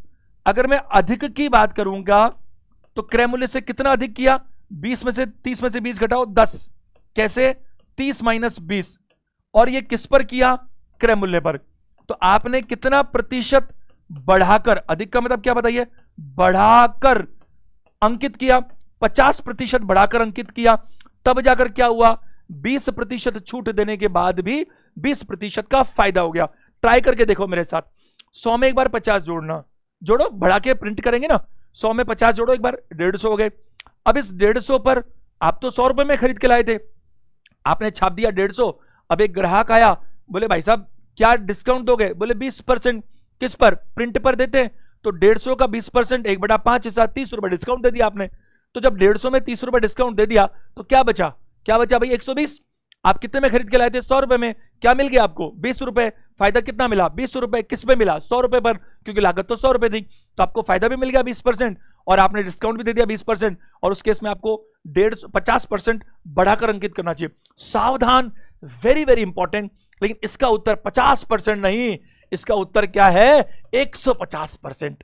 ये तो इस ऑप्शन में है नहीं, 50% होना चाहिए था इस ऑप्शन में, एग्जाम में क्वेश्चन है नहीं, वरना एक ऑप्शन 50 भी होना चाहिए था। ज्यादातर लोग 50 कर देते। देखो क्या लिखा हुआ है, एक व्यापारी को अपने सामान पर क्रय मूल्य का कितना प्रतिशत मूल्य अंकित करना चाहिए। एक बार ऐसा मान लो कि क्रय मूल्य का 100% अंकित करेंगे। अरे क्रय मूल्य का 100% अंकित का मतलब क्या है, क्रय मूल्य का 100% अंकित करने का मतलब है कि क्रय मूल्य ही छाप दिया आपने। ऐसे कैसे यानी कि जितने में आपने खरीदा उतना आपने प्रिंट कर रखा है, तो आप कुछ भी डिस्काउंट दोगे तो नुकसान हो जाएगा, है कि नहीं। तो 100% छापने पर भी नुकसान हो रहा है, तो आपको कितना करना पड़ेगा, आपको यहां पर जो है आपने 20 में खरीदा था, आप 30 में छाप रहे हो, तो आप 30 छाप रहे हो किस पर बताइए, 20 पर। तो मैं बात करूंगा ये 3/2 यानी कि परसेंटेज के लिए 100, तो आपको 150% बढ़ाकर अंकित करना चाहिए। तो दो भाषाएं, एक तो 150% अंकित करना चाहिए। एक तो भाषा क्या हुई कि एक वस्तु पर क्रय मूल्य का कितना प्रतिशत बढ़ाकर अंकित करे। तो 100 तो है ही पहले ही, 50 बढ़ाकर अंकित करे। अगर बढ़ाकर बोलता तो 50 आंसर आता, लेकिन इसने क्या कहा, किसी वस्तु को क्रय मूल्य का कितना प्रतिशत अंकित करें। तो 100 में 100 करोगे तो कुछ बढ़ाया नहीं, अब 50 बढ़ाओगे तो कोई चीज कितनी हो गई, 150। एक बात बताइए, कोई 1 लाख रुपए कमाता है और मेरे को लग रहा है कि इससे 50,000 ज्यादा कमाने हैं, तो क्या करेंगे, एक ऑप्शन तो क्या, इससे 50% ज्यादा कमाओ। लेकिन उसने ये नहीं कहा कि उससे 50% कम ज्यादा, उसने कहा कि उसका कितना प्रतिशत कमाओ। अब 50% ज्यादा करने के लिए वो 1 लाख तो ये 1.5 लाख, तो उसका कितना कमाना पड़ेगा, 150%। उम्मीद है आप मेरी बात समझ पा रहे हैं। अब आते हैं अपन ट्रिक के ऊपर, फॉर्मूले के ऊपर। आप सारे लोग ध्यान दीजिएगा। एक बात बताओ, अगर आपको याद हो तो सेशन नंबर 1 और 2 में मैंने आपको सेलिंग प्राइस निकालने के लिए कुछ बताया था। क्या बताया था, याद दिलाता हूं, अटेंशन दीजिएगा। ये 2 मिनट इस क्लास के सबसे ज्यादा इंपॉर्टेंट है। सेलिंग प्राइस निकालने के लिए मैंने कहा था कि सेलिंग प्राइस कैसे आती है। सेलिंग प्राइस आती है क्योंकि अगर प्रॉफिट है तो कॉस्ट प्राइस मल्टीप्लाई क्या करूं, बताइए, 100 प्लस क्या बताइए, प्रॉफिट परसेंटेज। 100 प्लस क्या बताइए, प्रॉफिट परसेंटेज। और इसको मैं क्या करूं, 100 से डिवाइड करूं। जैसे मान लीजिए लाभ 10% है, लाभ 10% है तो क्या होगा भैया, कॉस्ट प्राइस जो भी हो उसका 110%। तो कॉस्ट जो भी है मल्टीप्लाई 110/100, तभी तो सेलिंग प्राइस आएगी। लेकिन अगर मान लीजिए यहां पर लॉस हो रहा हो, अगर यहां पर क्या हो रहा हो, लॉस, तो फिर क्या होगा, कॉस्ट प्राइस मल्टीप्लाई करूंगा और मैं क्या लिखूंगा, 100 माइनस क्या बताइए, लॉस परसेंटेज जो भी है। तो अगर बात करूंगा और नीचे डिवाइड किससे करूंगा, बताइए, 100 से। ये हमने सीखा था सेलिंग प्राइस को निकालने का तरीका। बताइए सीखा था कि नहीं सीखा था, ये बातें तो पुरानी हो चुकी कि नहीं। तो अगर आपको सेलिंग प्राइस निकालना है, विक्रय मूल्य निकालना है, तो विक्रय मूल्य क्या होगा, या तो लागत मूल्य से ज्यादा होगा या लागत मूल्य से कम होगा। अगर 10% लाभ है तो विक्रय मूल्य लागत मूल्य का 110% होगा, और 10% हानि है तो विक्रय मूल्य क्रय मूल्य का 90% होगा। कुछ बहुत जरूरी बातें ध्यान दीजिएगा। अगर ये लाभ है तो 110, 115, 125 जो भी लाभ है, और हानि है तो घटाएंगे। अब जरा ध्यान दीजिएगा, अगर मैं आपसे बात करूं डिस्काउंट्स के मामले में, किसके मामले में बताइए, डिस्काउंट। सपोज कि डिस्काउंट्स के मामले में बात करूं तो क्या होगा, ध्यान दीजिएगा। अगर मैं सेलिंग प्राइस निकालूंगा और बेस बनाता हूं प्रिंट प्राइस, तो ध्यान से सुनो, अटेंशन दो मेरी बात पर। एक बात बताइए, अब आप ग्राहक देखो, ये वाला जो पॉइंट ऑफ व्यू है, ये किसका पॉइंट ऑफ व्यू है, ये है शॉपकीपर का। ये किसका है बताइए, शॉपकीपर का। उसे चाहिए लागत पर फायदा, तब जाके बिक्री आएगी। अब मैं जो पॉइंट ऑफ व्यू रखना चाहता हूं आपके सामने, वो रखना चाहता हूं किसका बताइए, किसका, कस्टमर का। तो कस्टमर की बात करूंगा यहां पर नीचे, तो कस्टमर के पॉइंट ऑफ व्यू से क्या होगा, जरा सुनो। कस्टमर को डिस्काउंट चाहिए। अगर कस्टमर 10% डिस्काउंट लेकर आ रहा है तो वो कितने में खरीद रहा है, वो खरीद रहा है प्रिंट प्राइस का 90%। बोलो है कि नहीं। अब ज्यादा तो हो ही नहीं सकता क्योंकि प्रीमियम थोड़ी है, डिस्काउंट की बात हो रही है सेल के अंदर। तो अगर कस्टमर 20% डिस्काउंट लेकर आ रहा है तो कितने में खरीद रहा है, वो खरीद रहा है प्रिंट प्राइस, सेलिंग प्राइस का नहीं। सेलिंग प्राइस तो डिस्काउंट घटाने के बाद आएगी। अगर 20% डिस्काउंट है तो वो खरीद रहा है प्रिंट प्राइस का 80%। अगर वो 25% डिस्काउंट ले रहा है तो क्या खरीद रहा है, वो प्रिंट प्राइस का 75%। ये बहुत इंपॉर्टेंट एक रिजल्ट मैं आपको निकाल कर दिखा रहा हूं, जो आपको बहुत टेढ़े मेढ़े जकड़े से, बहुत खतरनाक से सवालों में लगा और आंसर आ जाएगा, लेकिन रटके मैं नहीं बता सकता, सिखाना तो पड़ेगा। इधर देखो, तो ये सेलिंग प्राइस कैसे आएगी, प्रिंट प्राइस है। प्रिंट प्राइस के लो, मार्क प्राइस के लो, एक ही बात है। मार्क प्राइस मल्टीप्लाई क्या करूं बताइए, 100 माइनस क्या बताइए, डिस्काउंट, क्योंकि ये तो हमेशा ही डिस्काउंट होगा, है कि नहीं। और डिवाइड क्या बताइए, 100। जैसे मान लो कि कोई मार्क प्राइस है 5000 और 10% डिस्काउंट है, तो 100 माइनस 10 करना 90, और प्रतिशत में लगाने के लिए 100 से किया, तो प्रिंट प्राइस मार्क प्राइस का 90% 10% डिस्काउंट के बाद। अगर मैं बात करूं ये तो प्रॉफिट और लॉस दो केस में हो सकता है, क्योंकि दुकानदार के लिए फायदा भी हो सकता है, नुकसान भी हो सकता है। लेकिन डिस्काउंट के मामले में तो ज्यादा हो ही नहीं सकता। हाँ, बना तो सकते, सवाल कैसे बनाएंगे कि ये डिस्काउंट नहीं है बल्कि प्रीमियम चार्ज कर लिया। दुकानदार के पास एक ही पीस बच रहा था, उसने कहा मैं तो 10% ज्यादा बेचूंगा, बोल क्या करेगा। अब उस केस में क्या होगा, अगर है तो फिर ये माइनस नहीं प्लस होगा, लेकिन ऐसा केस होता ही नहीं है ना। जरा देखो, अब ध्यान दीजिएगा, ये जो मेरा पहला वाला मामला है वो क्या दिखा रहा है मुझे, सेलिंग प्राइस निकालना। ये दूसरा वाला मुझे क्या दिखा रहा है, सेलिंग प्राइस निकालना। क्या ये दोनों ही सेलिंग प्राइस निकालना दिखा रहे हैं? तो क्या मैं दोनों को इक्वेट कर सकता हूं क्या? हां कर सकता हूं, और उससे मैं एक रिजल्ट में निकाल के दे सकता हूं। कैसे, जरा देखो। पहले मैं इसको लिखता हूं, क्या लिखूं? Cost price 100 plus profit, 100 plus क्या बताइए, प्रॉफिट परसेंटेज, लॉस भी हो सकता है, डिवाइड 100 बराबर, इससे क्या आया था, सेलिंग प्राइस। और ये वाला, ये भी सेलिंग प्राइस, इसका मतलब क्या हुआ, मार्क प्राइस। और ब्रैकेट में क्या लिखूं बताइए, 100 माइनस क्या बताइए, डिस्काउंट परसेंटेज, और डिवाइड क्या बताइए, 100। क्योंकि ये जो है ये भी आपको सेलिंग प्राइस निकाल के दे रहा है दुकानदार के नजरिए से, ये भी आपको सेलिंग प्राइस निकाल के दे रहा है ग्राहक के नजरिए से। अब आप देखिए, इस 100 से मैं 100 को काट सकता हूं कि नहीं काट सकता हूं? अब देखिए, सीपी को यहीं रहने दीजिए और एमपी को इधर लेकर आ जाइए। अब आपके पास उधर क्या बचा बताइए, वहां बचा 100 माइनस क्या बताइए, 100 माइनस क्या बताइए, डिस्काउंट परसेंटेज। और यहां क्या बचा बताइए, क्योंकि सीपी इधर और एमपी को उधर लाऊंगा तो नीचे आएगा। अब इसको मैं उधर लेके जाना पड़ेगा मेरे को, तो 100 माइनस डिस्काउंट तो उधर था ही, ये 100 प्लस प्रॉफिट, 100 प्लस प्रॉफिट क्या बताइए, परसेंटेज, ये मेरे को उधर लेके जाना पड़ेगा। और आप समझिए ध्यान से, कभी भी आपको कोई ऐसे मामले हो जो सेल के सवाल हो, जिसमें फायदा भी चाहिए और डिस्काउंट भी चाहिए, तो कॉस्ट प्राइस और प्रिंट प्राइस या मार्क प्राइस के बीच का संबंध देखने के लिए इससे बढ़िया कोई तरीका नहीं हो सकता। अब थोड़ा और याद कर लेते हैं। देखो, इसमें सेलिंग प्राइस गायब है, क्योंकि सेलिंग प्राइस ही तो दोनों थे, हमने सेलिंग प्राइस उड़ा दिया। कॉस्ट प्राइस और मार्क प्राइस आप दोनों में उल्टा कर लीजिए। कैसे? कॉस्ट प्राइस के सामने रेशो कैसे आता है?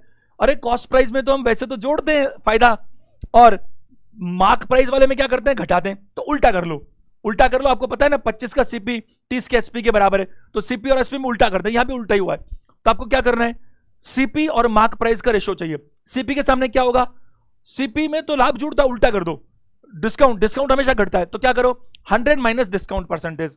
और प्रिंट में क्या होगा, मार्क प्राइस में क्या होगा, आप क्या करेंगे, उसमें प्रॉफिट को जोड़ देंगे। तो आपको सीपी और मार्क प्राइस के जो रेशो निकालने हैं वो हमेशा हमेशा हमेशा कैसे आएंगे, 100 में से डिस्काउंट घटा दो और 100 में प्रॉफिट जोड़ दो। और ये कैसे आया, ये मैंने आपको सारा बताया। अब इस सवाल में आइए, आपको इस सवाल में सीपी और एमपी का रेशो निकालते हैं इस प्रश्न में। तो मुझे बताइए कि आपको कॉस्ट और एमपी का रेशो निकालना है। डिस्काउंट कितना था इस सवाल में, 20%, तो 100 माइनस क्या करूंगा बताइए, 20, 80। और एमपी कितना होगा, 100 प्लस प्रॉफिट, प्रॉफिट भी 20 था। तो आप देखिए ये 80 बटा क्या बताइए, 120, 80 बटा 120 है, 40 से काट दो, 2/3। तो मुझे साफ साफ दिख रहा है कि कॉस्ट का रेशो क्या है, 2, प्रिंट का रेशो क्या है, 3। तो अगर मैं बात करूं आपने कितना इंक्रीज किया, आपके पास में 2 था, आपने 3 छाप दिया, तो इंक्रीज किया 1। और इंक्रीज हमेशा किस पर किया आपने, कॉस्ट पर। सबसे पहले तो आपने कॉस्ट ही ली थी, तो 1 इंक्रीज किया, और 1 2 पर देखूंगा तो 1/2 50% है। या इसने क्या पूछा, इसने सवाल में इंक्रीज पूछा ही नहीं, इसने पूछा कि आपका जो मार्क प्राइस है वो कॉस्ट प्राइस का कितना है। तो जो पूछा वो ऊपर, जिसका है वो नीचे, और प्रतिशत निकालना है इसलिए 100। तो 2 से काटो 50 बार, और आंसर क्या आएगा बताइए, 150%। ये फॉर्मूला सबसे इंपॉर्टेंट है, it is the most important. इसको बताने के लिए मैं अब तक की सारी कहानी आपको सिखा रहा था। आप देखिए इस सवाल में मैंने आपको जो सिखाने की कोशिश की, सवाल में क्या है, 20% छूट के बाद 20% लाभ हो। तो मैंने पहले कॉस्ट और सेलिंग का रेशो दिखाया 5 और 6, फिर मैंने सेलिंग और मार्क का रेशो बताया 5 और 4, फिर मैंने इनको बनाया तो ये तीनों के रेशो आए 20, 24, 30। और फिर हमने देखा कि ये कॉस्ट का रेशो है, मार्क प्राइस का रेशो है, तो कितना अधिक है तो 50, और कितना हो गया तो वो 150। आप सोचो अगर मेरी तनख्वाह 70% बढ़ जाए, तो बढ़ गई तो 70% बोलूंगा, और कितनी हो गई तो क्या बोलूंगा, 170% हो गई। मेरी बात समझ पा रहे हैं? कोई चीज इंक्रीज हो गई 90%, तो बोलूंगा इंक्रीज हो गई 90%, हो कितनी गई 190%, क्योंकि जो थी वो भी तो अपने आप में 100% थी। और ये मैंने आपको बताया कि एसपी निकालने के लिए क्या करते हैं, सेलिंग प्राइस क्या होता है, कॉस्ट प्राइस में लाभ कमाऊंगा तो कॉस्ट प्राइस का 110, 10, 20, 30% हानि भी हो सकती है, तो कॉस्ट प्राइस का 70, 80, 90%। और ऐसे अगर ये मैं सेलिंग प्राइस निकालूंगा प्रिंट प्राइस से, तो कैसे आएगा, प्रिंट प्राइस का, अब ये तो 100 से कम ही होगा ना, क्योंकि डिस्काउंट दे रहा हूं, तो प्रिंट प्राइस का क्या होगा, प्रिंट प्राइस मार्क प्राइस का 100 में से जो भी डिस्काउंट दूंगा वो। इन दोनों को मैंने इक्वेट किया, 100 से 100 कैंसिल हुआ, सीपी और एमपी के बीच ये रिलेशन आपको निकल कर आता है। अब एक बार ये सवाल देखिए, एक बार तो मैं आखिरी तरीके से कराता हूं तुरंत। देखो एक व्यापारी को अपने सामान पर क्रय मूल्य का कितना प्रतिशत मूल्य, इस सेशन 10 मिनट और चलेगा और ये शानदार क्वेश्चंस रहेंगे आपके एग्जाम में आए हुए, इसलिए आप इसको मिस कभी ना करें वरना नुकसान पक्की बात होता ही है। देखो, एक व्यापारी को अपने सामान पर क्रय मूल्य का कितना प्रतिशत मूल्य अंकित करना चाहिए कि 40% छूट देने पर भी 20% का लाभ हो। अब देखो, दो चीजें हो गई, एक तो छूट और एक लाभ। जब भी ये दो चीजें होंगी तो हमारा फॉर्मूला काम करेगा। आपको मैंने क्या सिखाया, कॉस्ट और क्या, print price, mark price. Cost में डिस्काउंट वाला 100 माइनस क्या करूं बताओ, डिस्काउंट परसेंटेज, और यहां क्या करूं 100 प्लस क्या बताइए, प्रॉफिट परसेंटेज। लॉस होगा तो माइनस कर दीजिएगा, ध्यान रखना इस बात का। अब कैसे निकालूं, सीधा सा, कुछ नहीं करना, ये दोनों निकल जाएंगे। डिस्काउंट कितना ढूंढो, 40%, 100 माइनस 40, प्रॉफिट कितना जल्दी देखो 20%, 100 प्लस 20, कुछ नहीं करना इसके आगे। ये क्या आया 60, 100 में से 40 घटाओ 60 आएगा, और ये कितना हुआ 120, 60 और 120 क्या हुआ 1/2, 1/2 क्या है, ये क्या निकाले, ये यही तो निकाले। तो एक किसका रेशो आया, कॉस्ट प्राइस का, दो किसका रेशो आया, मार्क प्राइस का। तो आपने क्या पूछा, क्रय मूल्य का कितना प्रतिशत मूल्य अंकित करना चाहिए, तो क्रय मूल्य का कितना प्रतिशत अंकित करना चाहिए। अगर मैं बात करूं, क्रय मूल्य मेरा 1 था, मुझे 2 छाप देना चाहिए, तो बढ़ाऊंगा तो 100% बढ़ाऊंगा, दुगना, और कर दूंगा तो 200% कर दूंगा। तो आंसर क्या होना चाहिए, मुझे क्रय मूल्य का 200% अंकित करना चाहिए। What should be the mark price so that even after allowing 40% discount one gets the profit of 20%। आप 40% छूट दोगे, 20% फायदा तो भी मिल जाएगा। आपकी क्रय मूल्य 1 थी तो आपने छाप दिया 2, तो जो कर दिया वो 2 है, जिस पर किया वो 1 है, और प्रतिशत में निकालना है तो 100 से गुना करो, और ये कितना होगा बताइए 200%। और बढ़ा के पूछे तो क्या करोगे, 1 से 2 हो गया, 1 बढ़ गया, किस पे बढ़ा, 1 पर 1 पे 1 तो 100% ही होता है ना। एक बार ट्राई कीजिए मेरे साथ, वर्बली देख रहे हैं, अगर 100% बढ़ा दे तो क्या ये पर्पस पूरा होता है, करके देखते हैं। 100 में 100 जोड़ना एक बार, 200, अच्छा 200 हो गया, सब छाप दिया 200, क्योंकि दुगना करके छापा ना, 200% बना दिया क्रय मूल्य का। अच्छा अब डिस्काउंट देते हैं, डिस्काउंट देंगे, कितना परसेंट डिस्काउंट है, 40%, देना जरा, 200 पे 40%, 80 रुपए हो गया डिस्काउंट, 200 में से डिस्काउंट कम करना 80 रुपया, क्या मिला 120, कितना कॉस्ट था 100 रुपया, कमा लिया 20%, हो गया ना काम खत्म। आपकी कमाई भी हो गई 20% और डिस्काउंट भी हो गया। तो ये इसको करने का सबसे अच्छा तरीका है। इधर देखो, एक वस्तु पर 30% छूट देने के बाद 5% लाभ कमाने के लिए वस्तु का मूल्य कितने प्रतिशत बढ़ाकर, अटेंशन दीजिएगा, यहां पर बढ़ाकर बोला है। अब आपको लाभ भी पता है और डिस्काउंट भी पता है, तो मैं आपको समझाने के लिए लिख रहा हूं बार बार, वरना लिखने की जरूरत क्या है। कॉस्ट और इसका क्या होता है भाई, उल्टा होता है, 100 माइनस डिस्काउंट परसेंटेज, और ये क्या बताइए 100 प्लस प्रॉफिट परसेंटेज। मैंने सारा सिखा दिया कैसे आया, सीधा फॉर्मूला में देता ही नहीं हूं, मेरी आदत ही नहीं है। 100 में से डिस्काउंट, डिस्काउंट कितना 30, तो 70 लिख दूं क्या, 100 में से 30 घटाओ 70, ये 5 है, तो 5 लाभ जोड़ दूं तो क्या करूंगा 105, 70 और 105 35 से कटते हैं, 35 से 2 बार और 35 से 3 बार, तो सीपी और एमपी, कॉस्ट प्राइस और प्रिंट प्राइस के रेशो आगे 2 और 3, तो आपको रेशो से ही काम चला लेना है। अगर मैं इंक्रीज की बात करूंगा तो कितना हो रहा है बताइए 1, और उस इंक्रीज का परसेंटेज तो कितना हो 1, इंक्रीज किस पर, लाभ कमाने के लिए वस्तु का मूल्य कितने प्रतिशत बढ़ाकर अंकित करना चाहिए, किससे, लागत मूल्य से। तो 1 बढ़ाऊंगा किससे बताइए 2 से, तो 1/2 कितना होता है बताइए 50%, हमारा 50% आंसर है। और वो कहता बढ़ाकर नहीं, ये कितना हो जाना चाहिए, तो मैं बोलता क्या 150%। करके देख लीजिए, 100 में 50 जोड़िए 150 आएगा, 150 पे 30% डिस्काउंट दीजिए, 45 डिस्काउंट हो गया, तो 150 का 45 कम हो गया, 105 मिल रहा है, 100 रुपए में खरीदा था, डिस्काउंट का डिस्काउंट हो गया, फायदे का फायदा हो गया। प्रश्न संख्या 62। उम्मीद करता हूं ये चीजें आपको समझ में आ रही है बहुत अच्छे से। मैंने इसमें 65 तक क्वेश्चन लिए हुए हैं, 4 क्वेश्चन और हैं शानदार वाले, आप इसमें बने रहिए, 4-5 मिनट के अंदर अंदर सेशन कंप्लीट करेंगे। बोर्ड पे देखो, रजनी ने एक मोबाइल फोन और रेफ्रिजरेटर क्रमशः 12,000 रुपए और 10,000 रुपए में खरीदा, आपके एग्जाम में आया हुआ क्वेश्चन है। तो मोबाइल फोन तो कितने में खरीदा 12,000 में, और रेफ्रिजरेटर 10,000 में खरीदा। उसने रेफ्रिजरेटर 12% हानि पर और मोबाइल फोन 8% लाभ पर बेचा, उसे कुल लाभ और हानि का प्रतिशत कितना हुआ। अब देखो मैं जो देख पा रहा हूं इसमें ऊपर दिया है मोबाइल और रेफ्रिजरेटर, और जब ये लाभ और हानि बता रहा है तो पहले रेफ्रिजरेटर फिर मोबाइल, क्योंकि ऐसे में बच्चे गलती कर जाते हैं कि 12 और 8 जो दिए हैं वो ऊपर वाले पहले और दूसरे के नहीं, दूसरे और पहले के हैं, तो आपको थोड़ा सा सावधान रहना है बस। अब देखो आपको जो 12% हानि है वो किस पर है, रेफ्रिजरेटर पर। रेफ्रिजरेटर कितने का है? 10,000 का। 10,000 का 1% 100 रुपया, 12% 1200 रुपए। तो आपको पहले वाले केस में 1200 रुपए का नुकसान है। अगली बार क्या हो रहा है? 8% का लाभ। किस पर बताइए? मोबाइल पर। मोबाइल कितने का है? पहले वाला 12,000। 12,000 का 8%, 1% सिखाया था ना आपको। 1% कितना होता है? 120। 12 अठे 96, 960 रुपए। 960 का क्या हो रहा है साहब? फायदा हो रहा है। तो आपको नेट मिलाकर क्या हो गया? फिर भी 240 रुपए का क्या हो गया भाई? नुकसान हो गया। तो कोई ऑप्शन है? Loss of ₹240, option number C. बहुत ही आसान प्रश्न है, लेकिन आपके एग्जाम में आया हुआ है। तो ये दो प्रोडक्ट थे। एक प्रोडक्ट कितना था? एक था 12,000, एक था कितना भाई? 12,000। दूसरा कितना था? 10,000। देखो आप, यहां पर एक की रेट है 12,000, दूसरी की 10,000। और जो रेफ्रिजरेटर है यानी कि बाद वाला, उस पर 12% नुकसान है। इस पर 12% क्या बताइए? नुकसान है। और इस पर 8% क्या बताइए? फायदा है। तो क्या होगा? इसका 12% तो हो गया 1200, 1200 का घाटा है। और इस पर 12 × 96, 960 रुपए का क्या बताइए? फायदा है। इसमें फायदा है, इस पे घाटा, ये माइनस है। तो फिर भी अगर मैं दोनों का डिफरेंस देखूं तो 240 रुपए का यहां पर क्या होता है भैया? नुकसान होता है। प्रश्न संख्या 63। एक वस्तु का लागत मूल्य 800 रुपए है। इसे बेचते समय निर्धारित मूल्य से 10% छूट दी गई और 12.5% लाभ भी प्राप्त किया गया। छूट और लाभ, समझ रहे हो ना बात को? अभी सिखाया था आपको। उस वस्तु का निर्धारित मूल्य कितना है? अगर छूट भी मिल रही है और लाभ भी मिल रहा है, दोनों मिल रहे हैं, तो हमारा फॉर्मूला हमेशा काम आएगा। क्या फॉर्मूला था? कॉस्ट इधर, प्रिंट इधर। कॉस्ट में क्या करता हूं? 100 माइनस डिस्काउंट परसेंटेज। इसमें क्या करता हूं? 100 प्लस प्रॉफिट परसेंटेज। लॉस हो सकता है कभी, तो अलग बात है। अच्छा, डिस्काउंट कितना है? 10%। तो क्या मैं इसको 90 लिख सकता हूं? बोलो। और प्रॉफिट कितना है? 12.5%। तो क्या मैं इसको 112.5 लिख सकता हूं? अगर आप मुझे अलाउ करें तो इस पॉइंट को उड़ा देता हूं, ऊपर 0 लिख देता हूं, चलेगा क्या?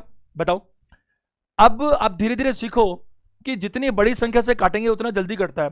एक जरूरी बात मैं बताता हूं, ध्यान से सुनना, बहुत बड़ी काम की चीज है, मेरे तो होलसेल में काम आती है। 100 अगर मैं बात करूं तो 100 एक ऐसी संख्या है जिसमें अगर बात करूं वो सबसे ज्यादा संख्याओं का मल्टीपल है।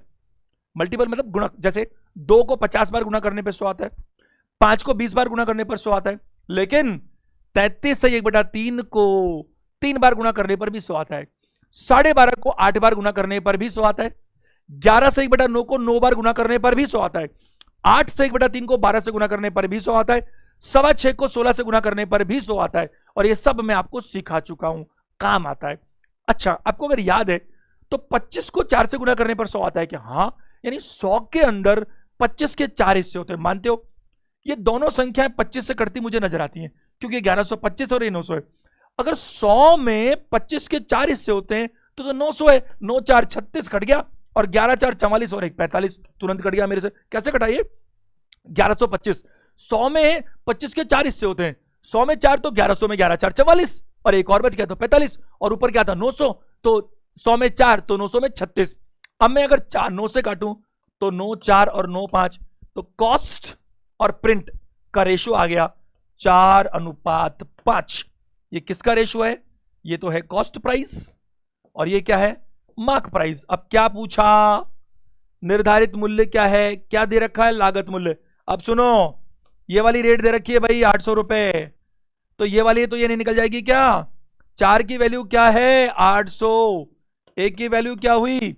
200। 5 की वैल्यू क्या हुई? 1000। ऐसा ही तो है भाई, आपकी लागत मूल्य दे रखी है, और लागत और इसका रेशो 9 4 36, 9 5 45। 4 का मतलब 800, तो 1 का मतलब 200, तो 5 का मतलब क्या बताइए? 1000 रुपए। तो आपको फॉर्मूला लगाना है, बात खत्म। ये जल्दी हो सकता है, और भी तरीकों से हो सकता है, लेकिन ये बेटर तरीका है। प्रश्न संख्या 64, आज का सेकंड लास्ट क्वेश्चन, और शानदार क्वेश्चन। एक प्रेषण का 2/3 होता है 2/3। जैसे मान लीजिए कि कोई चीज है 60, तो 60 का 2/3 कितना होगा? 40। 1/3 कितना होगा? 20। एक प्रेषण का 2/3 6% लाभ पर बेचा गया, और शेष को 3% हानि पर बेचा गया। कुछ प्रिंटिंग में ऐसा रह गया, वरना ये क्वेश्चन भी आपके एग्जाम में आया हुआ है। कोई ना कोई एग्जाम का आए हुए क्वेश्चन है ये वाले, आप ध्यान दीजिएगा। ये जो लास्ट में कर रहे हैं हम, ये 5-7 क्वेश्चन सारे एग्जाम के क्वेश्चन है। और जो अगला सेशन होगा PYQ, वो तो सारा ही सिर्फ एग्जाम्स का ही होगा। इधर देखो, शेष को 3% हानि पर बेचा गया। यदि कुल मिलाकर के 540 का लाभ हुआ तो प्रेषण का मूल्य ज्ञात करें। अब इसको मैं आपको बताऊं बहुत ही आसान से तरीके से, वेरी वेरी वेरी इजी तरीके से तो मैं आपको बताता हूं। देखो, वो प्रेषण का मूल्य ज्ञात करें। अब वो जो प्रेषण है ना, यानी कि consignment, 2/3 of a consignment was sold at 6% profit and the remaining at 3% loss. If total profit was ₹540, find the price of the consignment. 2/3 और शेष 1/3। आप याद करो पुराना सेशन, पिछला सेशन अगर आपको याद है तो मजा आ जाएगा कुछ करने में। आपको मैंने क्या सिखाया था? आपको मैंने सिखाया 2/3 और 1/3। हम यहां पर कंसाइनमेंट को कुछ भी मान सकते हैं। पहली बात 100 मान सकते हैं, लेकिन 100 मानने में हमें नुकसान है। क्यों नुकसान है? क्योंकि 100 का 2/3 निकालने में तकलीफ आती है। हम कंसाइनमेंट को x भी मान सकते हैं, नहीं मानेंगे क्यों? x में तो तकलीफ ही तकलीफ है। तो हम कंसाइनमेंट को कुछ भी मान सकते हैं। ये जो कंसाइनमेंट है, ध्यान से मेरी बात को समझिएगा, आपको बहुत अच्छी बात बता रहा हूं। रेशो के चैप्टर में इसके बारे में बारीकियां और बताऊंगा। वो कंसाइनमेंट 2:1 में आना चाहिए, क्योंकि 2/3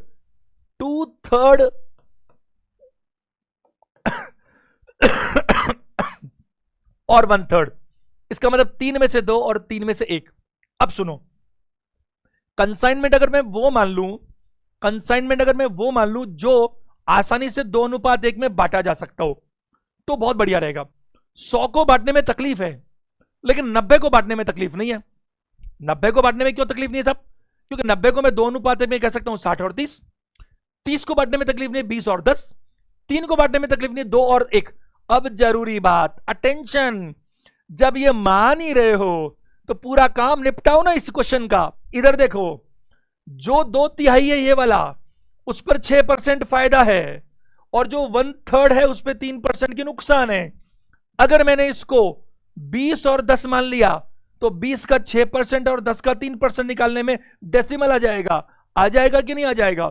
जब मानना ही है तो कुछ ऐसा मान लो ना जिसमें डेसिमल ना आता हो। अब ऐसा देखो, डमी है, कुछ भी मान सकते हो। मैंने ये कंसाइनमेंट मान लिया 200 और 100, चलेगा क्या? बोलो। पूरा क्वेश्चन देखना 1 मिनट के अंदर, फिर आपको मजा आएगा। मैंने कंसाइनमेंट 300 मान लिया, डमी है साहब, डमी। मैंने तो वो माना जिसका 2/3 और 1/3 आसानी से हो सकता है। तो मेरा कंसाइनमेंट कितने का है साहब? 300 रुपए का। 100 का नहीं है, मेरे को मजा नहीं आ रहा 100 में। एक्स का भी नहीं है। 90 भी मानता हूं तो 60 और 30, 60 का 6% निकाले में 3.6 आता है। डेसिमल में चाहता नहीं। अब देखो, इसको मैंने क्या किया, इस 2/3 को मैंने 6% लाभ पर बेचा। 6% बहुत आसानी से निकला, 12 रुपए। बोलो, इसको क्या किया मैंने, इसको 3% हानि पर बेचा, बहुत जल्दी निकला 3 रुपए की हानि। आप मुझे बताइए नेट रिजल्ट क्या निकला? 12 का फायदा, 3 का नुकसान। 9 रुपए का क्या हो गया बताइए? फायदा, प्रॉफिट। सुनो, असल में प्रॉफिट कितना है? 540 का। मैं क्या कह सकता हूं, देखो, लाभ, प्रॉफिट कितने रुपए का आ रहा है? 9 रुपए का। कब? जब आपने कंसाइनमेंट को कितना मान रखा है? 300। बोलो, बट आपका एक्चुअल में लाभ कितना है? 540। तो दो तरह से कर सकते हो, 300 में 9 से डिवाइड करो और 540 से मल्टीप्लाई करो। 9 छिंग 54 0, 6 18 और 3 0 लगा दो, आंसर। दूसरा तरीका क्या, यहीं पर रेशो ले लेते हैं, LHS बराबर RHS। 9 छिंग 56, 1:60 है इधर, तो उधर भी 1:60, तो 60 से गुना कर देते। क्या मेरी बात आप समझ पा रहे हो? अगर आप यहां 100 मानते तो भी आता, x मानते तो भी आता, 90 मानते तो भी आता, कुछ भी मानते तो भी आता। जब कुछ भी मानना ही था तो वो क्यों ना माना जाए जिसको मानने से संकट कम आता हो, आसानी से काम होता हो। तो मैं आपको बताऊं, ऐसे ही करना चाहिए। 2/3 अलग है, 1/3 अलग है, तो मैं कुछ भी ऐसा मान लेता हूं, जरूरी नहीं है, कसम नहीं खा रखी 100 ही मानने की, ऐसा मान लेता हूं जिसमें दोनों बातें हो जाएं। 2/3 और 1/3 आसानी से हो जाता हो, और उसका 6% और 3% आसानी से निकल जाता हो। तो इसका 6% 12, इसका 3% 3, 12 का फायदा, 3 का नुकसान, तो भी 9 का फायदा हुआ। अब 9 का फायदा तो तब हुआ ना जब मैंने कितना मान रखा है? 300, बट असल में 9 नहीं 540 है। तो 9 का फायदा हुआ जब मैंने 300 कंसाइनमेंट मान रखा है, और यहां पर असल में फायदा 540 का है। तो या तो रेशो में देख लो, लेफ्ट का 60 गुना बढ़ रहा है तो ये भी 60 गुना कर लो, या ऐसा कर लो, आंसर आ जाएगा। और आज का अंतिम प्रश्न, किसी व्यक्ति ने 144 रुपए में एक घड़ी को बेची और क्रय मूल्य के बराबर प्रतिशत मुनाफा अर्जित किया। घड़ी का क्रय मूल्य निकालो। दो तरीके से कर सकते हैं, जितनी घड़ी की कीमत है उतने ही प्रतिशत लाभ है। तो घड़ी की कीमत तो मुझे पता नहीं। तो पहला तरीका मैं क्या करता हूं कि मान लो कॉस्ट प्राइस, अब इसमें 100 रुपए नहीं मान सकता, क्योंकि 100 मानने में संकट क्या है, मैं परसेंटेज कैसे मानू बताओ, क्योंकि ये तो रियल आंकड़ा है 144 रुपए, डमी तो है ही नहीं, तो मैं कैसे मानू 100 रुपया, क्योंकि मुझे लाभ का पता ही नहीं, बिल्कुल पता नहीं, तो ये तो मैं नहीं मान सकता। तो एक तरीका तो क्या है, मैं इसको 2 सेकंड में कर सकता हूं, लेकिन एक बार ये देखो, लागत x, तो इसका क्या कहने का मतलब है साहब कि जितनी लागत है उतना ही प्रतिशत लाभ भी है। तो मैं क्या कह सकता हूं यहां पर, ये 144 रुपए क्या है, बेची, सेलिंग प्राइस। सेलिंग प्राइस कैसे आता है, ये तो लागत हो गई, और इस x का x% फायदा हो गया, तब जाकर 144 आया, ऐसे तो आया ना। तो x plus x multiply x upon 100 बराबर 144। इसको सॉल्व कर लेना आप लोग, क्वाड्रेटिक बन जाएगी, लंबा चौड़ा टाइम लगेगा, एग्जाम में करने का ये बिल्कुल खराब तरीका, करेंगे तो आ जाएगा। अच्छा तरीका सुनो, इधर देखो, आपको क्या करना है, आपको आंसर लिखकर नहीं आना, आपको ऑप्शंस में से चुनना है। तो आप इसमें हिट एंड ट्राई कर सकते हो, ऑप्शंस के अंदर कोई भी ऑप्शन उठा के देखो, आपको 144 आना चाहिए। अगर पहला हमारा सही आंसर है 72, तो 72 का 72% तो डेसिमल में आएगा, और 72 में अगर 72% होगा तो डेसिमल में आएगा, डेसिमल में आएगा तो 144 आ ही नहीं सकता। दूसरा ऑप्शन 80, 80 अगर लागत है तो 80 जितना लागत है उसी का उतना परसेंट, 80 का 80%, 8 20 64, तो 64 का फायदा हो गया। तो 80 प्लस 64 144 बनता है, ये टैली हो गया, बिल्कुल सही है। अगर ये 90 होता तो 90 का 90% कितना होता, 81, 171। अगर ये 144 की जगह 171 होता बाई चांस, इसकी जगह ये होता, तो फिर आंसर भी बी नहीं बल्कि क्या होता, सी होता। उम्मीद है आप मेरी बात समझ पा रहे हैं, मजा आ रहा है सेशंस के अंदर, खूब मेहनत कर रहे हो कि नहीं कर रहे हो, अच्छे से तैयारी करो, नोट्स बनाओ बढ़िया से, इस चैनल को सब्सक्राइब करो और ज्यादा लोगों में शेयर करो ताकि सबको इसका फायदा मिल सके। वीडियो देखने के लिए थैंक यू वेरी मच।